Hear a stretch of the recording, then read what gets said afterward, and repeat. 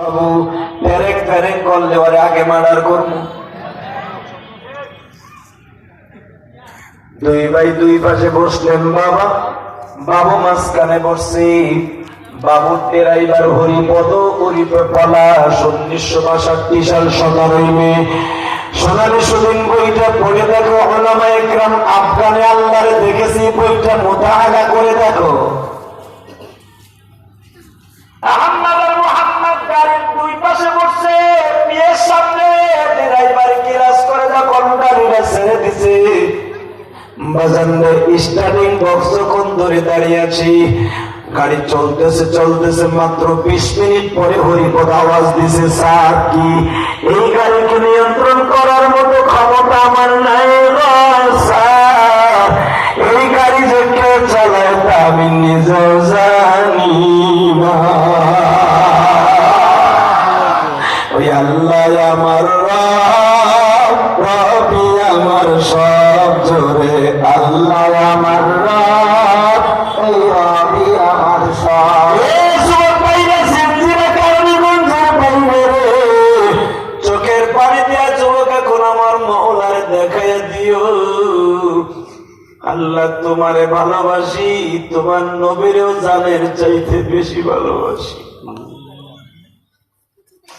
তোমার নবীর চরিত্রে যারা আঘাত করে এই বেঈমান গুলারে কোনো দিন ভালোবাসি না।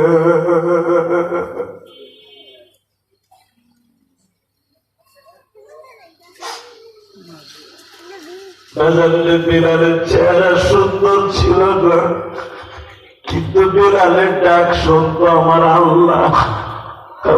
বিড়ালের মুয়াজ্জিনের থেকে বাদ দেওয়ার সাথে সাথে নতুন মুয়াজ্জিন আযান দেয় গো বাবা। আসরের দিকে নতুন মুয়াজ্জিন হইল, মাগরিবে আযান দিল, ইশায়ে আযান দিল, তাহাজ্জুদে আযান দিল, ফজরে আযান দিল। নবী সময় নেই কে বাবা ইমামতিও করলো, ইমামতি নামাজও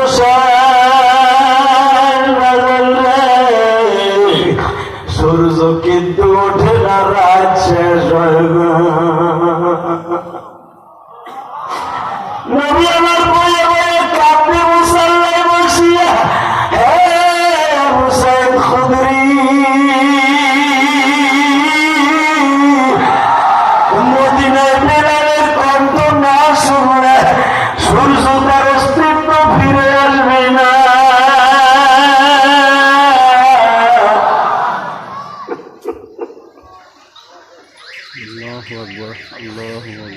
অতি তাড়াতাড়ি বিলালকে বল মিনারে দাঁড়ায় আযান দিতে। আমার যুবক ভাইরা এখন দুই চয়নের পানি দিয়ে আমার মওলারে খুশি করলাম। আমি জানি না কার জানো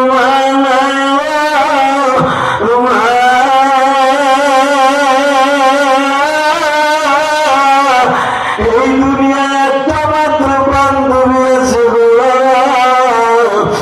সেই বান্ধবীর মতো দামি কেউ নাই।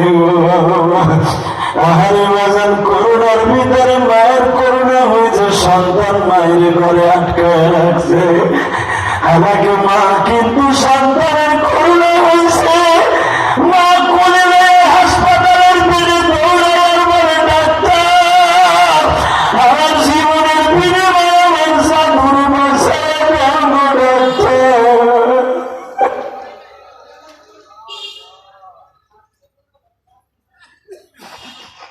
সিন্দিরা মান্দারের বাইরে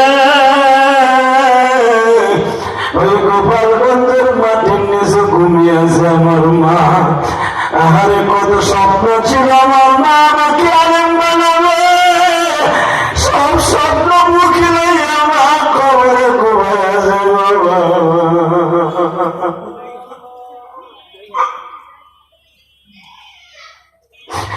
আমার মায়েরা যারা বাসা যারা রাখুন আমার কথা বলে শুনতেছ মা, তুমি কি জানো মা, যেই ঘরে একদিন নতুন ব্রত হয়ে ঢুকছিল মা, ওই ঘর থেকে তোমার টাইনা টাইনা সাদা 5 কালা কাপড় পরায় বেরোয়া, মশারিটা টানাইয়া জীবনে শ্বাস গোসল দিবে মা।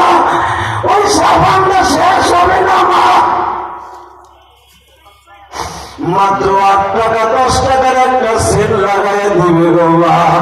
4 জনে কাম দিলে ওই কবরস্থানে হাউলি কবরস্থানে রাইখা আসবে মা, জিঞ্জিরা কবরস্থানে রাইখা আসবে মা, মান্দারের কবরস্থানে রাইখা আসবে গো মা। কোথায় থাকবে তোমার স্বর্ণ গহেনা? আমার জনম দক্ষিণী মা মাত্র 28 বছর বয়সে মারা গেছে। যুবক আমার মা আমার ডাইকে ডাইকে বলতে গেছে, আমি মা হয়তো তোমার আলেম হওয়া দেখতে পারবো না গো বাবা, তুমি যদি আলেম হও কোনদিন আমি মায়ের ভুলে যাই।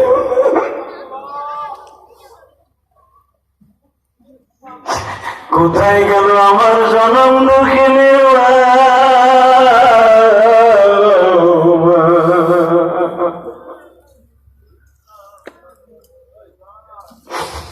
দেখো আমার আলেম ভাইরা কান্দে, জিঞ্জিরার ভাইরা কান্দে। কার যেন জনম দক্ষিণী মা ওই জিঞ্জিরার কবরস্থানে ঘুমাই রয়েছে। আরে ভাই, দুনিয়ায় একটা মাত্র বান্ধবী আছে, কোনদিন তোমার রাইখে কোথাও যায় নাই।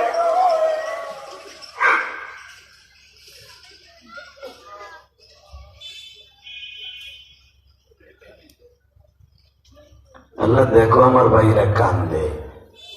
তুমি না বলছো পাঞ্জাদ হাকুল কলিলা ওয়ালিয়াকু কাসীরা, বান্দা বেশি করে কানবি কম করে হাসবি। কানলে আমি আল্লাহ নিজের উমাইল দিয়া তোর চোখের পানি মুছাইয়া দেই।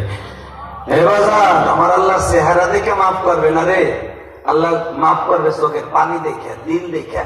আমার মওলার এখন এরাই 12টার সময় 11:30টার সময় আমার মওলার একটু দেখাও। আল্লাহ তোমার অনেক ভালোবাসি, তোমার নবীর অনেক ভালোবাসি, আমি আমার মায়ের অনেক ভালোবাসি। আমি আসতেছিলাম রাস্তা দিয়ে, একটা যুবক পাগলের মতো দৌড়ে আমার হাতের মধ্যে 500 টাকা দিয়ে কি কয় জানো? হুজুর আপনি চড়াইলে মসজিদ করতেছেন, কোটি কোটি টাকা খরচ করে আপনার মান নামে, কসম করে বলছি আসার সময় দিতে আমারে। হুজুর আমি জিন্দির আপনার অনেক ভক্ত, প্রতিদিন আপনার অর্শনে কান দিই হুজুর। যদি আপনি আমাকে পাশের মহল্লায় থাকেন, মাঝে মাঝে আপনার দেখার লেগে যাই, বাইতে পাই না। হুজুর আপনার কথা ইউটিউবে শুনে কান দিয়ে আজকে আপনি আমাকে মহল্লায় আইছেন। হুজুর আমার মা নাই দুনিয়ায়, আমার বাবা নাই, শুধু আমি আপনাদের দুটো পাও ধরে বলে যাই রে যুবক, এই দুনিয়ায় একটা মাত্র বান্ধবী ছিল যে কোনোদিন নিজের কাপড় কিনে নাই, তোরে কাপড় কেনে লেগে পাগল হয়ে গেছিল। কথা বলো, কথা বলো, কথা বলো। তুমি সোয়ারি ঘাটে চাকরি করো, সোয়ারি ঘাটে দোকান করো, এখনো পর্যন্ত তোমার বউ ঘুমায়, টিভি দেয়, তোমার মা জানালাটা খুলে বয়ে রয়েছে, আমার জানু কোন সময় যেই দিন এই চাকরি নিয়ে চলে যাবে, কাজের পরে চলে যাবে তোমার বাসার থেকে, সেই দিন বুঝবে তোমার বাসার আর কেউ নেই। আমি তোর পাও দুটো ধরে অনুরোধ করে যাই, এই তরুণীদের কোনোদিন কষ্ট দিস না রে ভাই, কোনোদিন কষ্ট দিস না, তোর পা ধরে বলে দেওয়া যায়। পারলেই দুঃখিনী মাল লেগে কান্দে কান্দে দোয়া করিস, আল্লাহু আকবার করে বলেন তো দেখি। কিবা হবে সঙ্গে তোমার কবরে, কিবা হবে সঙ্গে তোমার হাসরে, কিবা হবে সঙ্গে তোমার বাবা কবরে। সরমনের পাগলগুলোর পাগল করবো তোমরা, সরমনের মাঠে যায় দেখো পাগলগুলো কেমন লাফায়, কি লেগে লাফায় জানো? এই পাগলগুলো যখন জাহান্নামের বয়স শুরু করে তখন এই পাগলগুলো হুঁশ থাকে না রে ভাই। মুসালির মাঠে যায় দেখো পাগলগুলো কেমন লাফায়। কেবা হবে সঙ্গে তোমার মিজানে, কেবা হবে সঙ্গে তোমার কাবাইদা। মাওলার পাগলগুলোর নাম শুরু হয়ে গেছে। যুবক তুই আমার মাওলারে দেখে রে, তুই আল্লাহরে কত মানুষ মানুষ আল্লাহু আকবার করে বাবা, আল্লাহু আকবার করে বাবা। আল্লাহ তুমি মাফ কইরা দাও বান্দা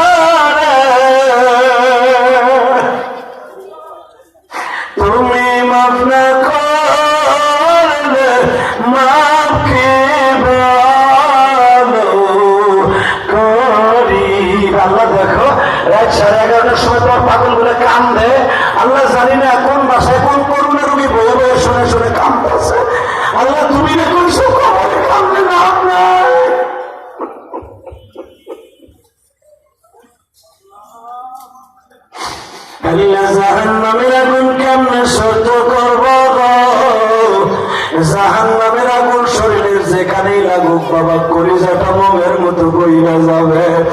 যুবক এখন আমার মাওলার দেখাইয়া দিলে আমার নবীরে কেউ গালি দিল আর জ্যামটা পুড়ে ফেলল।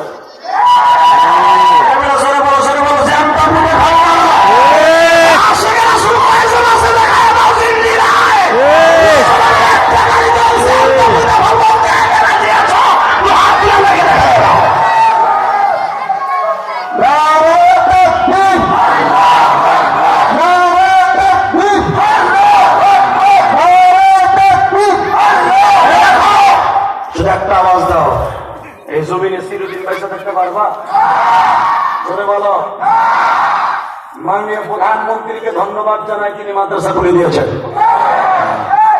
কিছুরা আমার বাপ মাদ্রাসা বন্ধ করার লেগে পায়খানা করছিল, মাননীয় প্রধানমন্ত্রী এটা বন্ধ করে নাই।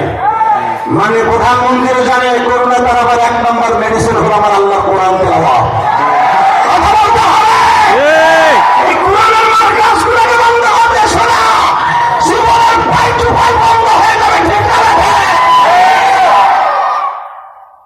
কষ্ট হইতেছে আর মাত্র 2টা মিনিট। হ্যাঁ হ্যাঁ, শুধু একটা কথা বলতে চাই যুবক, আহম্মদ আর মোহাম্মদের মতো ইমান গঠন কর। এখন প্রমাণ হয়ে যাবে। গাড়ির ড্রাইভার বাবুলাল মোহনের ড্রাইভার বলে স্যার এই গাড়ি নিয়ন্ত্রণ করার মতো ক্ষমতা আমার নাই, কারণ গাড়ি যে কে চালায় আমি নিজেও জানি না, গাড়ি যে কত হাজার কিলোমিটার বেগে ছুটছে আমি তাও জানি না। আহম্মদ আর মোহাম্মদ করে 200 স্টারিংটা ধরে বসে থাক, গাড়ি মাওলায় পৌঁছে দিবে। গাড়ি চলে গেল, যেই গাড়ি যাওয়ার কথা সকাল 10টায় সেই গাড়ি পৌঁছালো রাত 7টায়। সারা রাত আহম্মদ আর মোহাম্মদ আমার মৌলারে পরাণ করে ডাকলেন। সকালে 11টা অনুষ্ঠান শুরু হলো। বাবু লালমোহন বললেন আহম্মদ রে, আমি তোদেরকে দেখছি তোরা আশেকের রাসূল, তোরা আশেকের রাসূলদেরকে আমি ক্ষতি করতে দিব না। অনুষ্ঠান শুরু হলে আমি মাইক্রোফোন হাতে নিয়ে বলবো সুধী মন্ডলী, সুদূর গুজরাট শহর থেকে 2টা যুবক আসছে এই বইয়ের লেখককে পুরস্কৃত করার জন্য, তখন তোদের মনের মিশন চালু করবি। আহম্মদ আর মোহাম্মদ বেঈমানকে কুকুরের মতো কোবাইয়া শেষ করলেন।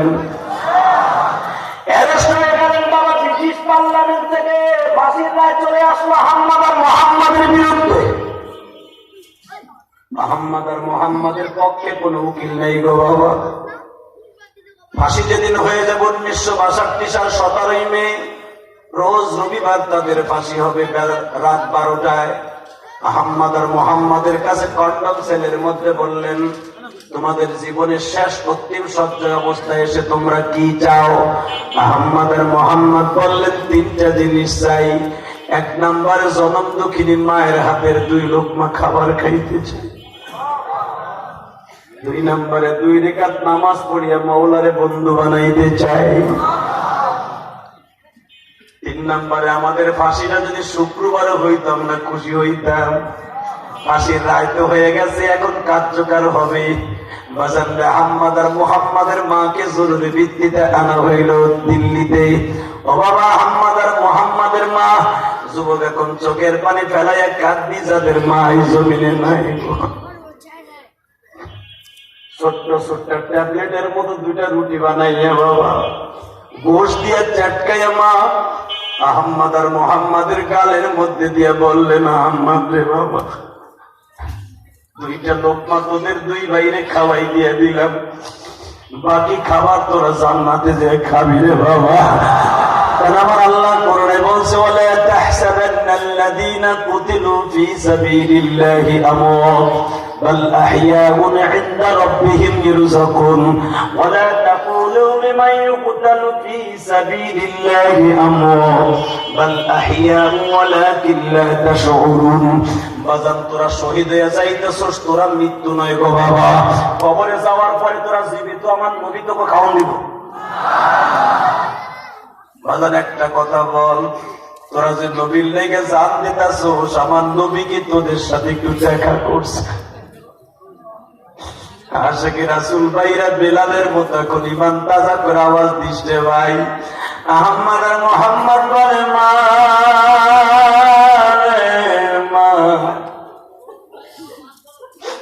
গতকালকে রাত্রে জেলখানায় আমার নবী আসছিল।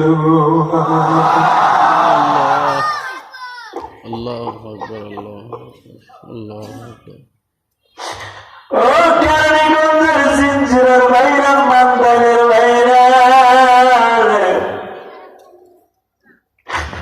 লাকাদ কানা লাকুম ফি রাসূলিল্লাহি উসওয়াতুন হাসানাহ।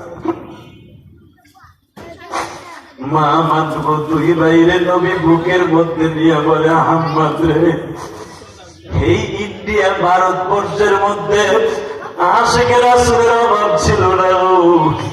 তোদের মতো আশিকে রাসূল আমি নবী কোনদিন এই জগতে পাই নাই। আমি নবী আসছি, তোরা ভয় পাইস না। ওয়ালা তাহিনু ওয়ালা তাহজানু ওয়া আনতুমুল আ'লাউনা ইন কুনতুম মুমিনিন।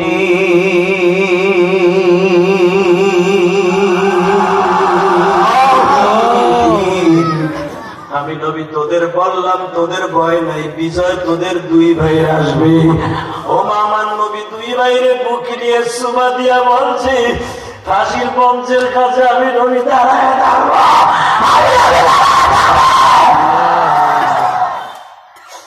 আমার নবী বলে, ফাঁসির মঞ্চের কাছে দাঁড়ায় থাকবে, চারজন খলিফা দাঁড়ায় থাকবে।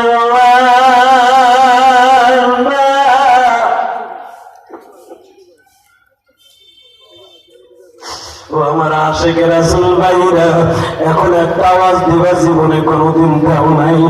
আহমদ আর মুহাম্মাদের মা বলে, বাবা রে যা, বাবা যা, দেখা হবে আসরের ময়দানে।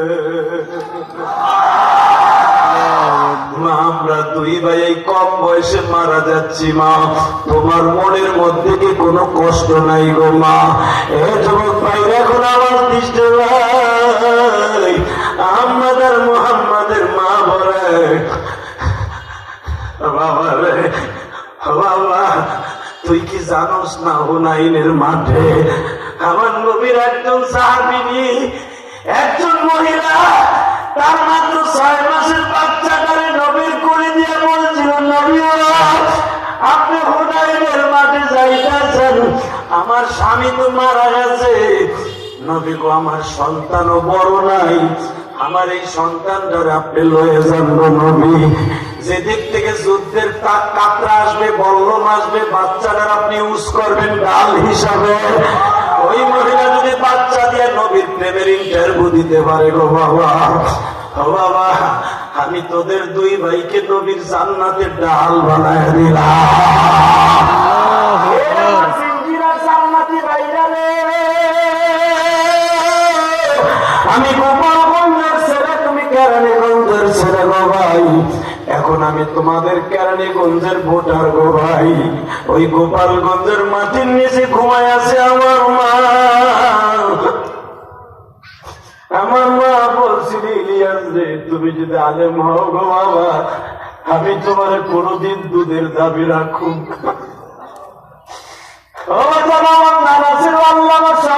ফরিদপুরের হাতে করা ছাত্র।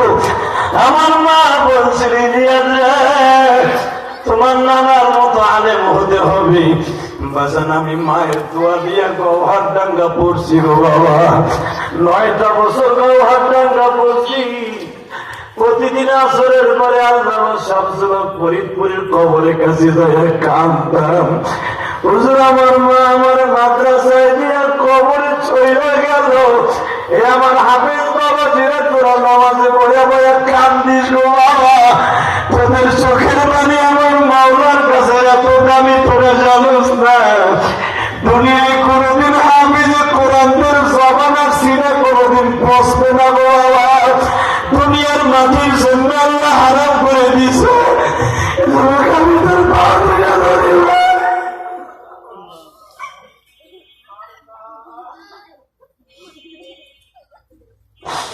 আমার মা বলছিল, ইলিয়াস রে, যাও গো বাবা যাও, জীবনে কোনদিন মাদ্রাসা চাইল না গো বাবা। আমি মা হয়তো আর কোনদিন তুমি দেখা পাইবে না। যুবক, আমি জানতাম না গোপালগঞ্জের জমিনে এইটাই আমার মায়ের শেষ কথা। আমি আমি মাদ্রাসায় চলে গেলাম, আর কোনদিন মার মুখখানা দেখতে পারলাম না গো ভাই। এই যে জিঞ্জিরায় গত পরশুদিন একটা ছেলে আমার হাত ধরে বলে, হুজুর আপনার সাথে আমার জীবনের মিল আছে। হুজুর আমি আমার মারে ছুটি দিয়ে আমি গেছিলাম শ্যামপুর বাজারে, শ্যামপুর বাজার থেকে হুজুর গাজীপুর গেছিলাম, টাকা দেয়, ব্যবসার টাকা দেয়। আমি যখন টাকা দেয় চাই, আমার মা হাত ধরে চুমা দেয়া বলছিল, বাবা রে তুমি যাও গো বাবা যাও, আমার মনে হয় আর তুমি আইয়া পাইবে না। হুজুর আমি ঠিকই আমার মায়ের আর পাই নাই।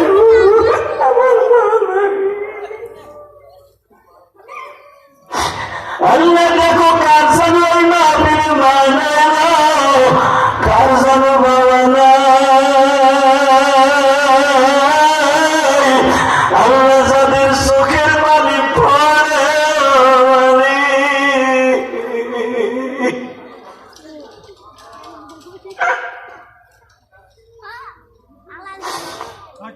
এই দামি দামি মানুষগুলারে তুমি মাফ করবানি নিজের হাতে বান্দা তুমি রব্বানা।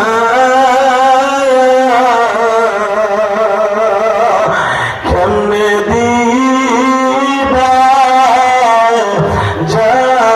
জাহান্নামে ভাই ভাই ভাই, করোনা কে কখন মরে যাবে জানি না রে ভাই। চোখের পানি ফেলায় মাওলার একটা ডাক দিয়ে দেয়, জীবনে গুনাহ করতে লাগবে 60 বছর 70 বছর, আর আমার মাওলার মাফ করতে লাগবে 1 সেকেন্ড টাইম। ইল্লা মান তাবা ওয়া আমানা ওয়া আমিলা আমালান সালিহা।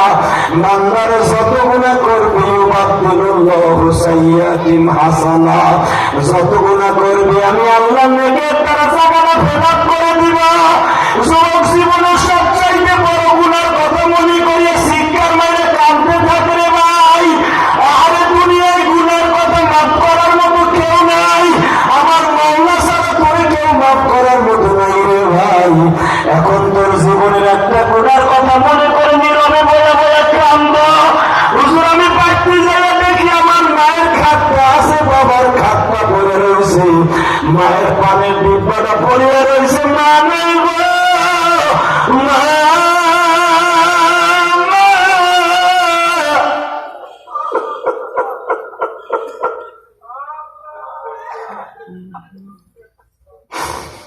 হুজুর আমার বাবা চাই লুঙ্গিটা কত লুঙ্গিটা আলমারিতে আছে, আমার বাবা নাই। আল্লাহ দেখো জিঞ্জিরের কত যুবক কান্দে। আল্লাহ দেখো তো কার মা অসুস্থ, কার মা অসুস্থ, কার বাবা অসুস্থ। আল্লাহ দেখো তো এদের চোখের পানির খাতিরে দাও না মায়ের সুস্থ।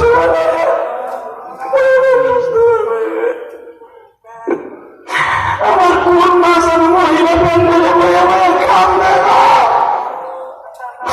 কোন সৌদি ভুল যেন আজকে নতুন বোধ হয়ে ঘরে আইছে, আমার অসুবিধা বাসায় বয়ে বয়ে কান্দতেছে যে আদি ভাই আমারও তো তোমার মতো মা নাই। আমার মা আমারে বধূ বানাইয়া জিঞ্জিরের এই মন্দায় পাঠাইল, আজকে আমার মা ঘরে নাই গো।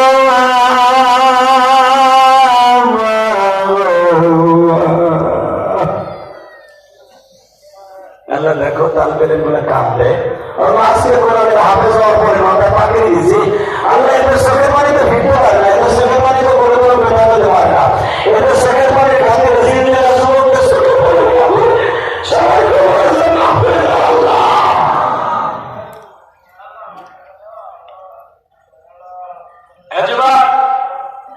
আমি আমার মায়ের দুধের ঋণ শোধ করার লাগে সরাই একটা মসজিদ করতেছে, আলহামদুলিল্লাহ বলেন। একটা মাদ্রাসা করতে তিনখানা 3500 ছাত্র আমার মাদ্রাসায়, কারো কাছ থেকে 1 টাকা কালেকশন করে আমি মাদ্রাসা চালাই না। এই যে মসজিদের জায়গা কিনছি 1 কোটি টাকার উপরে দিয়া, 1 কোটি 20 লাখ টাকা দিয়ে মসজিদের জায়গা কিনছি, 20টা পয়সা আমার কাছে নিয়ে নেই। এই যে 28 লাখ চলে গেছে মসজিদের একতলা কমপ্লিট হয়ে গেছে, 28 লাখ গেছে আমার নিজের, কারো কাছ থেকে 1 টাকা চাইলে নিয়ে মসজিদের কাম করে নি। যদি কেউ দেয় তো আলহামদুলিল্লাহ বলেন। কারণ আমার মা বলেছিল ইলিয়াস জানে তুই একদিন পয়সার মালিক হবি, যদি টাকার মালিক বা থাকতে তিনখানার একটা মসজিদ করিস। আমার মায়ের নামে সরাই মসজিদ করতে চাই, গোপালগঞ্জে করতেছি না, কিন্তু আমার মসজিদে দেখে আসিস। আলহামদুলিল্লাহ বলতে পারো না? শুধু আমার মায়ের দুদিন ঋণ শোধ করার লেগে 1.5 কোটি টাকা চলে গেছে আমার নিজের।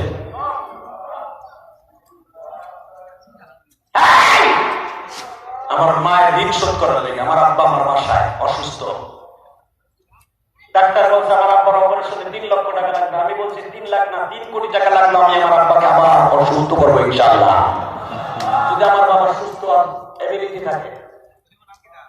শুধু তোদের পা ধরে ধরছি, আমি আমার বাবার বুকে নিয়ে বহুত কাঁদছি। আলহামদুলিল্লাহ বলতে পারো না? 2011 সালে আব্বার সাথে নিয়ে হজ করছি। আমি যদি 2004 সাল থেকে হজ যাই না, হজ আমরা যে কতবার গেছি পাসপোর্ট ছাড়া করতে পারবো না। পাসপোর্টে দেখতে পারবো কয়বার টিকিট লাগছে তাহলে বলতে পারবো। শুধু তোকে পা ধরে বলছি, ইলিয়াস রহমান জিয়াদের কথা কাম বসে আপনি না, বাংলাদেশে বহুত বক্তা আছে আমার লেভেলে, সবাই কথা কামবে না। এই যে কামবার পিছনে একটাই উদ্দেশ্য, আমার বাবার দোয়া। আমার বাবা খাবার মুখে নিয়ে দোয়া বলছিল, আল্লাহ ইলিয়াস যত মাহফিলে যাবে আমার সাথে বড় বড় এলেমালা বক্তা বাংলাদেশে আছে, বহুত নামি দামি বক্তা আছে, কিন্তু জিহাদির মতো কামদারও বক্তা নাই।